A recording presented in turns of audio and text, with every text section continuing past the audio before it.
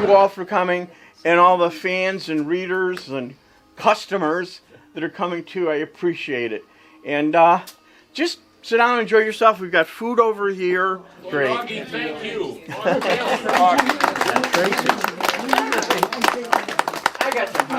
My name is Richard Lindberg. I am a Chicago author.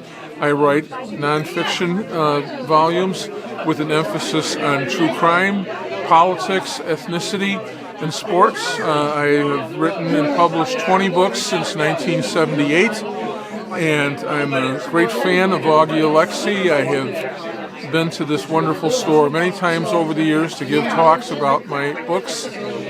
And Chicago is my bailiwick. I was born here. I continue to live in Chicago, and I continue to write about Chicago. With a Master of Arts degree in history, and if you don't happen to teach it, you become a jack of all trades.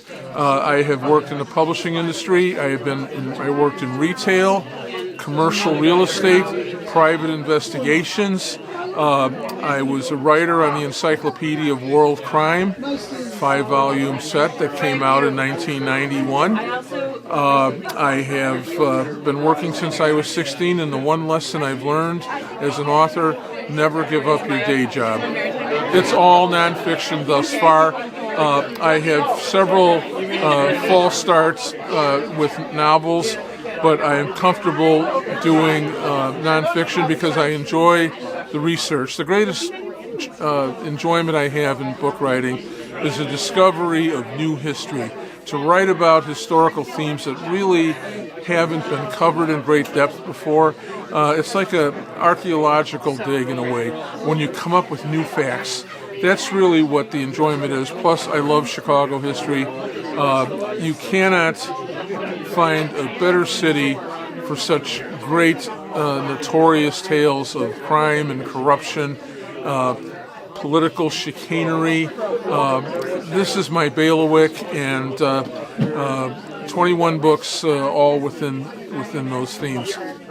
I think that there's a notable distinction between mystery writers and true crime writers. But overall, I think we write in two separate genres, and we cross paths occasionally, most often in a historic context of old crimes that have been written about that are readapted in a novelist's work. Well, back in the 1990s, I and 3 others started a group called the Merry Gangsters Literary Society.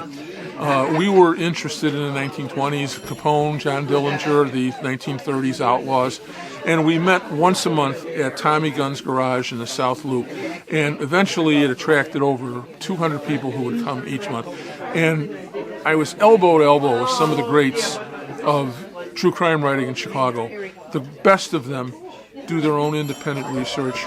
They don't take 10 books about a subject, sift through each book, steal the best content from each book, and then hybrid it into their own volume. That's the lazy way of doing a true crime book. You really need to get out there and, rub your hands in the dirt and the blood and the bullets and find the survivors, talk to the people who worked on it, interview the cops who were involved in the case. This is what I did in a book called Shattered Sense of Innocence about the 1955 Schuster-Peterson murders. A 7-year journey where I talked literally to everybody. These 3 adolescent boys killed and dumped in the Forest Reserve in 1955. It took 40 years to identify the killer, Kenneth Hansen. And even with that, there's some suggestions, one that I made, that he didn't act alone and that there was another killer involved in the case. This is the essence of good true crime writing. You probe the case from every angle. And it's a popular subject. It still is. It's Chicago-based, so... It has a shelf life. It's unbelievable. So he really made Taft High School a kind of an iconic high school. Mm-hmm.